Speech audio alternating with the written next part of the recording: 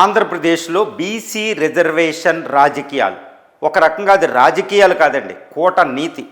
చాణక్యుడు ఉపయోగించిన కూట నీతే జరుగుతుంది. అంటే ఏంటి, ఇప్పుడు ప్రస్తుతం స్థానిక సంస్థల్లో ఆర్టికల్ 243T, ఆర్టికల్ 243D ప్రకారం ఈ స్థానిక సంస్థల ఎన్నికల్లో రాష్ట్ర ప్రభుత్వం రిజర్వేషన్లు ఎంత ఉండాలో నిర్ధారించే అధికారం ఉంటుంది.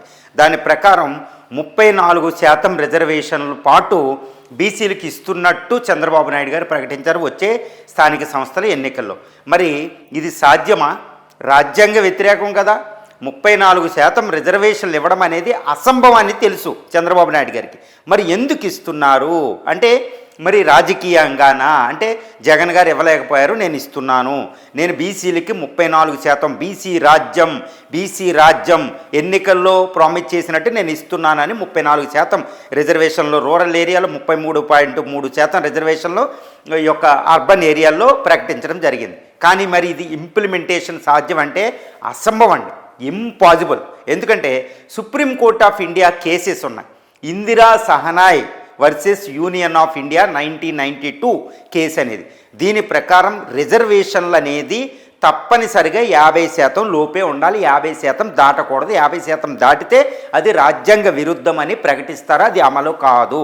ఇప్పుడు తెలంగాణ ప్రభుత్వం కూడా మొన్న స్థానిక సంస్థల్లో 40% రిజర్వేషన్ 42% బీసీలకు ఇచ్చింది. ఎక్కడుందండి అది? కోర్టులో ఇరుక్కుపోయింది. మరి ఇలాంటి పరిస్థితుల్లో ఈ Indira Sawhney case, MR Balaji 1962 case, తర్వాత recent cases Supreme Court of India కోర్టులు పరిశీలిస్తే తీర్పులు ఎట్టి పరిస్థితుల్లో 50% రిజర్వేషన్ దాటితే దాన్ని ఆపేస్తారు. మరి 34% రిజర్వేషన్లు ఇప్పటికే ఎస్సీ ఎస్టీ ఈ బీసీ రిజర్వేషన్ ఇప్పుడు ప్రస్తుతం ఇచ్చిన 34% కలిపితే అది 60% దాటిపోతుంది. మరి అలాంటి పరిస్థితుల్లో రిజర్వేషన్ని సుప్రీంకోర్టు, హైకోర్టులు కూడా ఆపేస్తాయి. మరి ఇలాంటప్పుడు చంద్రబాబు నాయుడు గారు బీసీ రిజర్వేషన్ ఇచ్చాను అని ఎలా చెప్తారు? అంటే ఇప్పటివరకే కోర్టు కేసులు ఆపేసింది కాబట్టి బీసీ రిజర్వేషన్ 50% అంటే 50% అన్ని రిజర్వేషన్లు కలిపితే అది దాటితే కోర్టులు ఆపేస్తాయని తెలిసి కూడా 34% మేము బీసీలకి రిజర్వేషన్లు ఇచ్చామని చెప్పడం అంటే అది సాధ్యం కానిది, అమలు చేయడానికి వీలు లేని దాన్ని ప్రసాదించడం, అంతే, సింపుల్. అంటే పక్క వాళ్ళకి ₹1,00,000 దానం చేసాం. ఆ దానం ఏంటి? ఆ దానం అనేది ఇప్పుడు చెక్కు రూపంలో దానం చేసాం. ఆ చెక్కు మారదు, డబ్బులు రావు, కానీ మనం ₹1,00,000 దానం చేసినట్టు అయిపోయింది. సింపుల్ అనమాట. ఇప్పుడు 34% రిజర్వేషన్లు బీసీలకి ఇచ్చేశారు, కానీ అవి ఇంప్లిమెంటేషన్ కావు. మరి దీన్ని ఏమనాలి అంటే కూటనీతి, రాజకీయ నీతి. రాజకీయాలు అంటే బీసీ రిజర్వేషన్లని రాజకీయాల్లోకి పడేయడం. మేము ఇచ్చేసాం కానీ అది అమలు కాదు. ఇదనమాట తెలంగాణలో జరుగుతుంది. అదే 42% బీసీలకి అమలు కాలేదు స్థానిక సంస్థల్లో, ఆంధ్రప్రదేశ్లో కూడా ఇంప్లిమెంట్ కాదు. మరి ఇది చంద్రబాబు నాయుడు గారి బీసీ రిజర్వేషన్లు. దానికి బదులు ఇప్పుడు 50% లిమిట్ దాటకుండా ఎంత ఉందో అంత ఇచ్చేసి తర్వాత మిగిలిని అన్నీ వీలైతే ఇవ్వండి. ఇది సాధ్యం.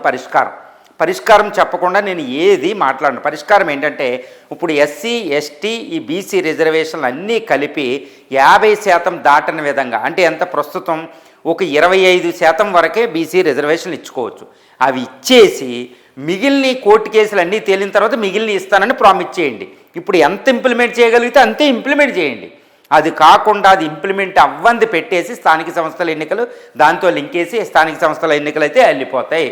ఇది చాలా దారుణమైన రాజకీయ నీతి. అంటే బీసీ రిజర్వేషన్ని జెన్యూన్గా ఇంప్లిమెంట్ చేయకుండా ఉండడానికి వేసే రాజకీయ ఎత్తుగడకు చెప్పొచ్చు. నేను మాట్లాడింది ఇప్పుడు టీడీపీకి ఎగ్నెస్ట్గా చెప్పలే, కూటమికి, జగన్ గారికి చెప్పలే, అందరూ చేసేది ఇదే.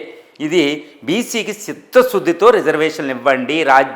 రాజ్యాంగ అనుకూలంగా రాజ్యాంగంలో చెప్పబడిన 15(4), 16(4), 243T, 243D ఆర్టికల్స్ ప్రకారం సుప్రీంకోర్టు ఇందిరా సహనాయ్, ఎంఆర్ బాలాజీ కేసులకు అనుకూలంగా రిజర్వేషన్లు ఇవ్వండి.